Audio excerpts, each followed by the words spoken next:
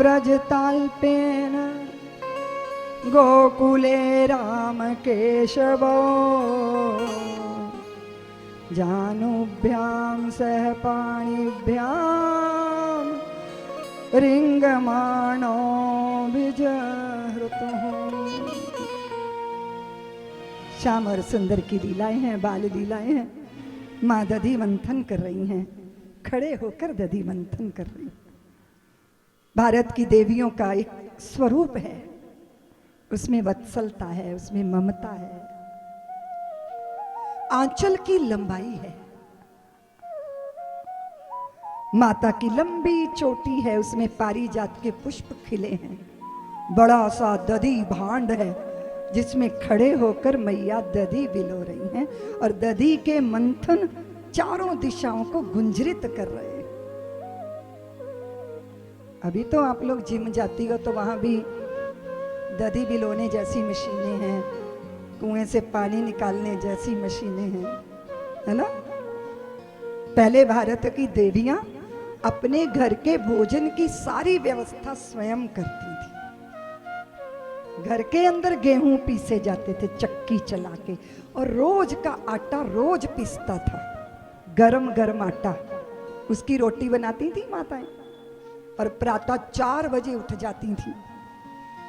Case धुले होते थे और बूंद बूंद बूंद पानी गिर रहा है और शिवालय जाके जल चढ़ाया ही है।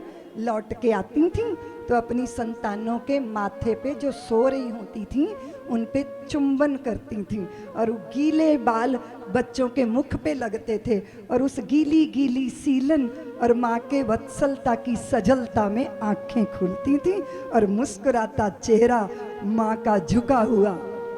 ये सुबह थी, ये प्रातः थी। ऐसा नहीं था कि बेडरूम बच्चों का अलग है और मम्मी डैडी का अलग है और सब चिल्ला रहे हैं उठो उठो, उठने को कोई राजी नहीं है। फिर दधि मंथन होता था, घर के सारे कार्य। और यहाँ तक देवियों कि जो माता सब्जी चुन लेती थी फिर उसको किसी को हाथ नहीं लगाने देती थी, उसको संभाल के रखती थी। मेरी संतानों के लिए मैं स्वयं बनाऊंगी। इसीलिए संतानें लौट के माता पिता का ऋण चुकाने को तत्पर रहती थी। और पूरा जीवन ऐसा, खेतों पे जा रहे हैं, संतानें हो रही हैं, टोकरे में रख के संतानें गीत गाती लौट आती थी।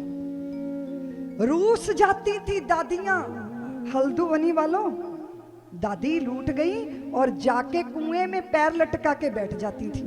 फिर सारी गांव की बहुएं इकट्ठी होके थालियों में दिए सजा के कुछ गहने कपड़े रख के गीत गाती जाती थी। लोग पूछते थे कहाँ जा रही हो, तो बोले रूसी को मनाने जा रही है। और दादी पीछे मुड़ मुड़ देखती थी कि कोई आ रहा है कि नहीं, क्योंकि डूबना थोड़ी होता था, डराना होता था। अरे दादी जी आपके बिना कैसे चलेगा।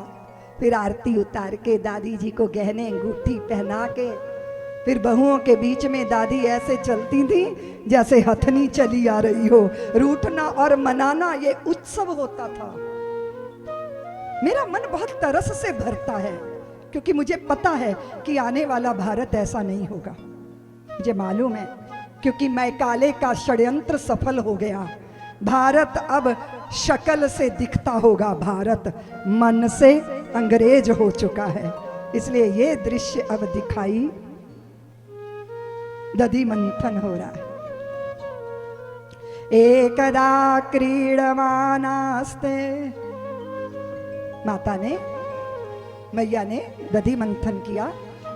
श्याम सुंदर क्रीड़ा करते करते करते आए और वो पारिजात के पुष्प गिर गिर के चरणों में गिर रहे हैं, मानो ये कह रहे हो यशोदे तुम तो विशंभर को गोद में लेके दूध पिलाती हो, तेरी चोटी में तेरे शीश पे चढ़ने योग्य हम नहीं हैं, तेरे चरणों में न्योछावर हो जाना ही हमारा सद्भाग्य है। आके मैया की चोटी पकड़ ली, आंखें मीड़ मीड़ के अपना काजल गलुओं तक फैला लिया। माँ मुझे भूख लगी है, दूध पिलाओ। माँ लेके बैठ गई। 2 साल के हो गए हैं, दतुलियां निकल आई हैं। स्तनों में गड़ा देते हैं, मारी जती भी है, खींचती भी है। अब तू बड़ा हो गया, मेरा दूध मत पिया कर। तो मैया मैं बड़ा हो गया तो फिर मैं गैया चलाने जाऊं? नहीं नहीं नहीं, अभी तू छोटा है। तो मैया तू निश्चित तो कर लो मैं बड़ा हो गया कि मैं छोटा हूं। माँ तुम्हें क्या प्यारा है, दूध की पूत? मैया बोली दारी के, मुझे दूध क्यों प्यारा होगा, मुझे तो मेरा पूत प्यारा है। इतने में चूल्हे में मैया ने देखा दूध उबल कर नीचे गिर रहा है। वो दौड़ी गई कन्हैया को वहीं बैठा के दूध बचाने के लिए। चाहे कितने बड़े श्रेष्ठी घर की देवियां हो, पर हमारे यहाँ दूध को उबल के गिरना अच्छा। कन्हैया को रोष आ गया, अच्छा अभी तो कह रही थी मुझे पूत प्यारा है। उठाया एक बड़ा पत्थर का ढेला और मटके पे दे मारा। अध बिलोया दूध सारे आंगन में फैल गया। अरे ये क्या किया, मटका फूटने की आवाज आई। अरे रे दारी के तूने क्या कर दिया, मेरी सासू ददिया सास की दी निशानी तोड़ दी रे तूने, कितनी संभाल के मैंने रखी थी। कन्हैया ने सोचा मैया बहुत पिटाई करेगी, दौड़े गए, दौड़ दौड़ के आगे आगे और मैया भारी भरकम, कन्हैया पतले पतंग। जब देखा मैया हाफू हाफू हो गई तो भगवान माँ के हाथ में पकड़ के बांध दिया उखल से। सारे बंधन छूटे, जिनके नाम के स्मरण से आज वो बंध गए अपनी माँ के वात्सल्य की डोर से। एक उंगल डोर कम पड़ जाती, माँ ने चोटी में से डोरी निकाली, पेट पर निशान पड़ गया, दामोदर कहलाए। बोलिए दामोदर भगवान।